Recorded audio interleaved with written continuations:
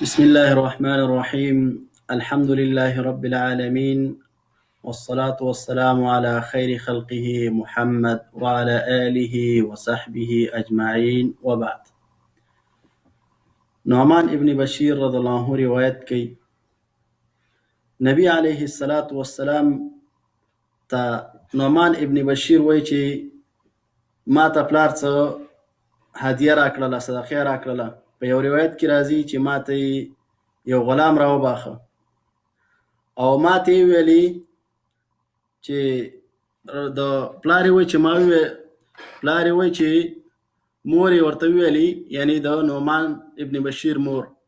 چې زه به تر هغې پورې راضي نشم تر څو پورې چې رسول الله صلی الله علیه وسلم په دې باندې شاهدي ونه کړي. کله چې بشیر رضی الله عنه لاړ، نبی علیه الصلاة والسلام ته وایي چې ما نعمان رضی الله عنه ته دغه هدیه او دا صدقه ورکړله، نو ته په دې باندې شاهد اوسه. نو نبی علیه الصلاة والسلام په جواب کې ورته وایي چې آیا تا ټولو بچیانو ته دا شی ورکړی دی، یعنې دا صدقه دې پرې کړې ده؟ په یو روایت کې راځي چې غلام یې هغه ته وباخه. نو بشیر رضی الله عنه وایي چې نبی علیه الصلاة والسلام ته مې ویل چې نه نورو بچو ته خو مې نه ده ورکړې. نو نبی علیه الصلاة والسلام ورته په جواب کې وایي اتقوا الله واعدلوا بین اولادکم، د الله نه وویرېږئ او د خپلو بچو په منځ کې عدل کوئ. ورونو، دا یوازې قاضي پورې خاص نه ده، انسان باید په ژوند کې عادل اوسي. دا که د چا ډېرې زنانه وي د یوې نه زیاتې، د هغوی په منځ کې عدل. دغه رنګې که چېرته یو سړی د بچو پلار وي، د خپلو بچیانو په منځ کې عدل کول پکار دي. دغه رنګې عام کس وي، کله ناکله یو څوک ورته مسله راوړي، د کلي ملک وي، مشر وي، هغې ته فیصلې راوړلی کېږي، نو پکار دا ده چې هغه عادل اوسي. د دې وجې نه نبی علیه الصلاة والسلام په حدیث شریف کې وایي ان المقسطین عند الله على منابر من نور عن یمین الرحمن عز وجل. نبی علیه الصلاة والسلام وایي عدل کوونکي به د الله رب العالمین په نیز باندې په منبرونو باندې ناست وي، او دا منبرونه به د نور نه جوړ وي، د الله رب العالمین ښي طرف ته، وکلتا یدیه یمین، او د الله رب العالمین دواړه لاسونه د ښي دي.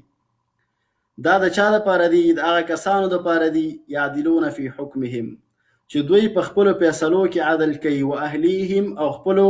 اهل او اولاد کې عدل کوي، وما ولو، او هغه څه چې دوی ته سپارلی شوي وي. نو په دغې هر څه کې چې دغه خلک عدل کوي، نو په ورځ د قیامت به الله رب العالمین دوی ته داسې نیکه جزا ورکړي چې دوی دپاره به منبرونه او هغه به د نور نه جوړ وي. دغه رنګې عمر رضی الله عنه په وخت کې په مصر کې د هغه والي عمر بن العاص، نو د یو مصري او د عمر بن العاص چې د مصر والي و، د هغې د زوی ترمنځ مسابقه وه. نو دا مصري مخکې شو د والي د زوی نه، نو هغه ووهه، ورته ویلې چې انا ابن الاکرمین، زه د اکرمینو زوی یم، ته څنګه ما نه مخکې کېږې، د عزتمندو زوی یم. نو هغه راغی عمر رضی الله عنه ته شکایت وکړ. نو عمر رضی الله عنه هغه پسې کس ولېږه، ورته ویلې چې راشه. چې کله راغی، نو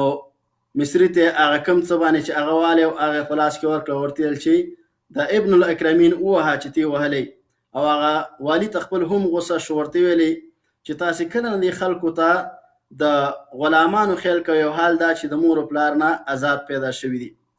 نو ورونو، دا ټول په دې باندې دلالت کوي چې انسان باید په ژوند کې عادل اوسي، دا په ټولو کارونو کې. دغه رنګې الله رب العالمین وایي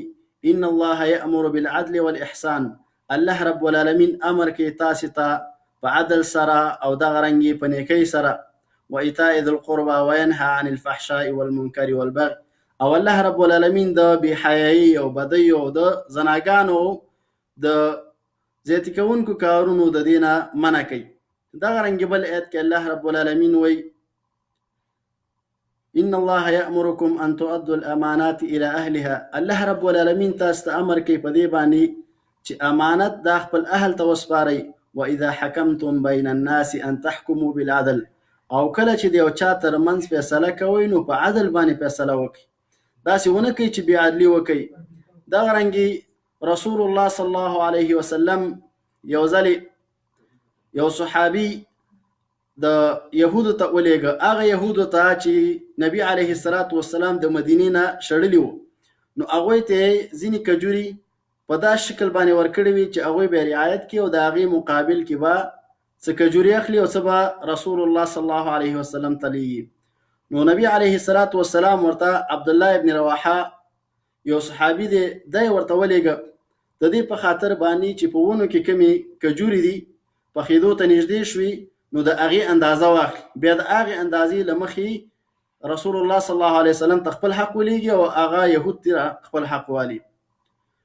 عبدالله ابن رواحه رضی الله عنه یهودو ته وایي چې نبی علیه الصلاة والسلام ما ته محبوب ترین کس دی، یعنی په دنیا کې ما ته بل داسې محبوب کس نشته دی او تاسې ما ته دنیا کې بدترین خلک استئ، ځکه چې ستاسې فساد او دغه رنګې بېدیني او دا په هېڅ چا باندې پټه نه ده. خو بیا ورته وایي چې دا ما د دې نه منع کوي چې زه ستاسې په منځ کې عدل وکړم، یعنی داسې نه کومه چې رسول الله صلی الله علیه وسلم سره زه ډېره زیاته مینه لرم او دغه رنګې تاسې ډېر مې بد راځئ،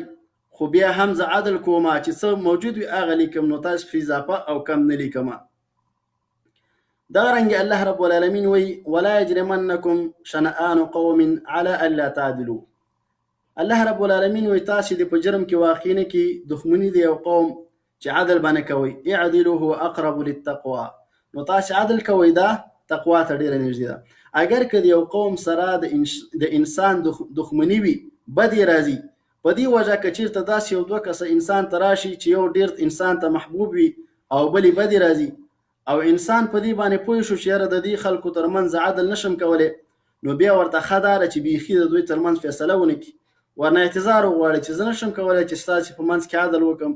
نو په دې وجه باندې تاسې بل کس ته لاړ شئ. دغه رنګې د عمر رضی الله عنه باره کې هغه معقوله چې کله د قیصر بادشاه یو کس راولېږه عمر رضی الله عنه دربار ته، خلکو نه یې پوښتنه وکړه عمر رضی الله عنه به چېرته یې؟ نو عمر رضی الله عنه یې ولیده یو ځای کې وده و، نو هغې دا مشهوره معقوله وویله چې ډېره مشهوره شوه او هغه دا چې ویلې حکمت فعدلت فنمت، تا حکم کړی دی، په حکم کې دی عدل کړی دی،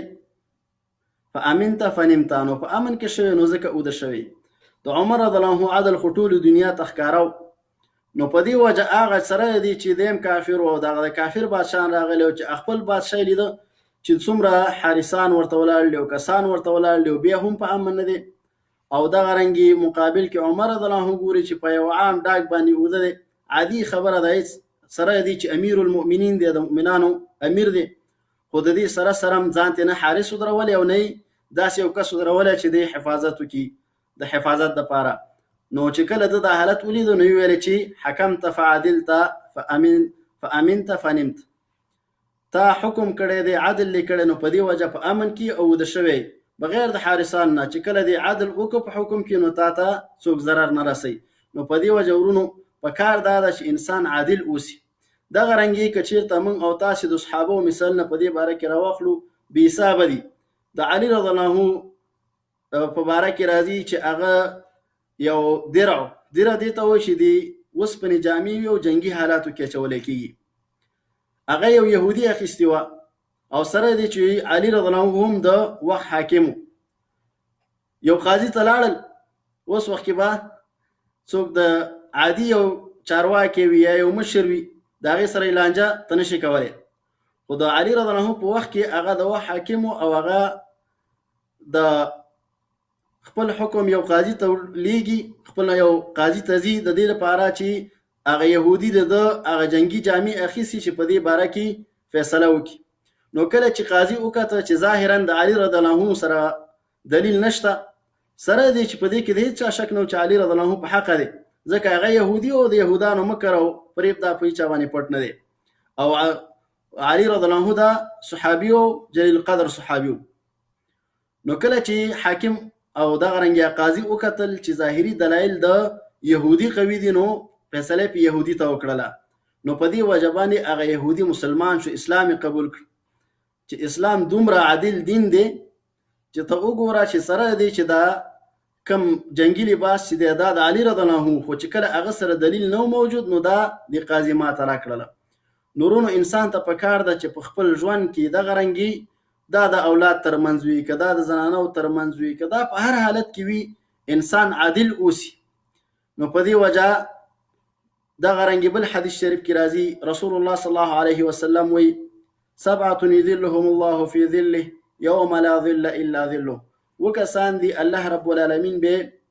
خپل د عرش د سوري لاندې راولي، او دا داسې سوری دی چې په دې ورځ بل سوری نشته مګر همدغه یو سوری دی. یو د هغې نه امام عادل، هغه بادشاه دی چې عادل اوسي. دغه رنګې عدل لونو په اوله درجه کې قاضیانو ته متوجه دی، او د هغې نه وروسته هر چا ته متوجه دی، هر مسلمان ته متوجه دی چې په ژوند کې عادل اوسي. او دغه رنګې په خپل کوم کارونه چې وي د خپل رعیت ترمنځ وي، که حاکم وي یا قاضي وي یا نور وي، نو عدل کول پکار وي. واخر دعوانا الحمد لله رب العالمين.